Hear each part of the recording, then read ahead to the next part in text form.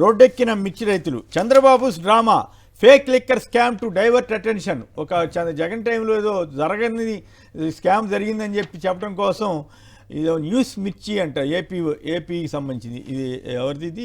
ఇది ఇంట్రెస్టింగ్గా ఉంది. ఈ paper Chandrababu's drama fake liquor scam to divert attention అని చెప్పి ఈ లావు శ్రీకృష్ణదేవరాయలు అట్లాగే వాళ్ళు చేస్తున్న ప్రయత్నాలు, పేరు నాని గారు నిన్న చేసినటువంటి ఆరోపణ, అదే వ్యాఖ్యలు, సమాధానం, అట్లాగే జగన్ గారిని ఎట్లా ఏదో రకంగా ఇబ్బంది పెట్టాలని చూస్తున్న పైన దాని మీద చర్చలోకి వెళదాం. రోడ్డెక్కిన మిర్చి రైతులు. కూటమి ప్రభుత్వంపై తీవ్ర ఆగ్రహం. తేజ మిర్చి క్వింటాల్ కేవలం 8,000 రూపాయలేనంటండి ధర. ఇంత గగ్గోలు పెట్టిన ఇంకేముంది, మేము ధర తీసుకొచ్చాం అవి చేసామని చెప్పారు కానీ ఏం అవట్లేదు. వాట్సాప్లో 10th ప్రశ్నాపత్రం. వైఎస్ఆర్ జిల్లాలో ఘటనట. ఏదో వల్లూరు జిల్లా పరిషత్తులో ఉన్నత పాఠశాలలో తనిఖీలు అని చెప్పి షేర్ అయిందని చెప్పి వచ్చిందట. ఇది కరెక్ట్ అయితే మరి కరెక్టేనా? కరెక్ట్ అయితే చర్యలు తీసుకోవాలి.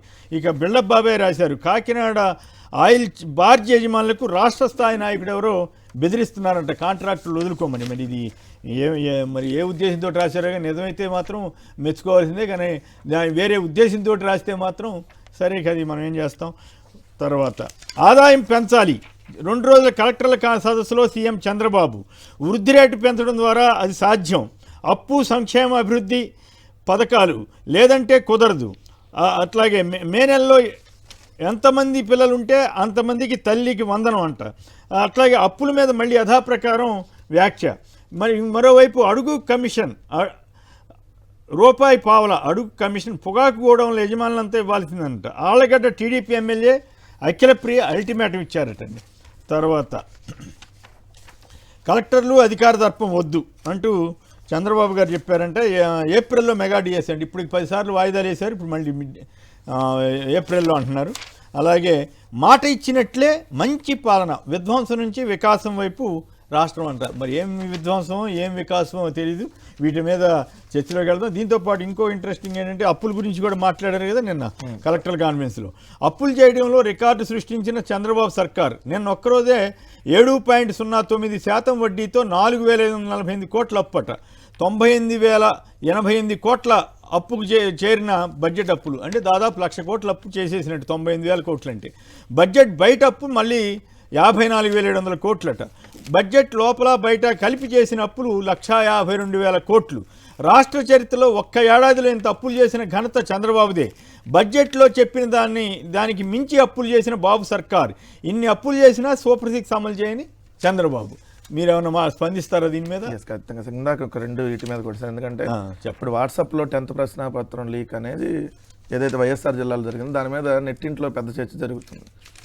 ఇది వాట్సాప్ గవర్నెన్స్ అని తెచ్చారు కదా, ఈ పరీక్షా పత్రాలు వాట్సాప్లో లీక్ అవటం వాట్సాప్ గవర్నెన్స్ అని సోషల్ మీడియా సేవలు అదనంగా ఇస్తాం.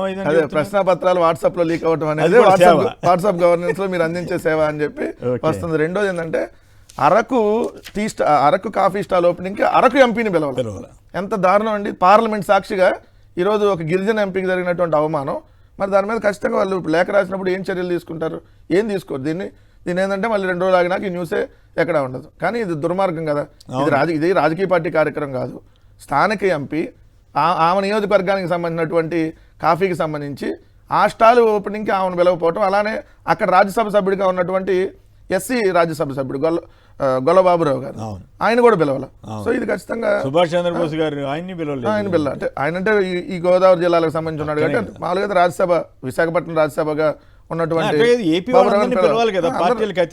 పార్టీలకు అతీతంగా రాష్ట్రానికి సంబంధించినటువంటి కార్యక్రమం కదా. సో దీంట్లో కూడా వివక్ష చూపిస్తారు, ఇక్కడ కూడా వివక్ష చూపిస్తున్నారు అనేది క్లియర్.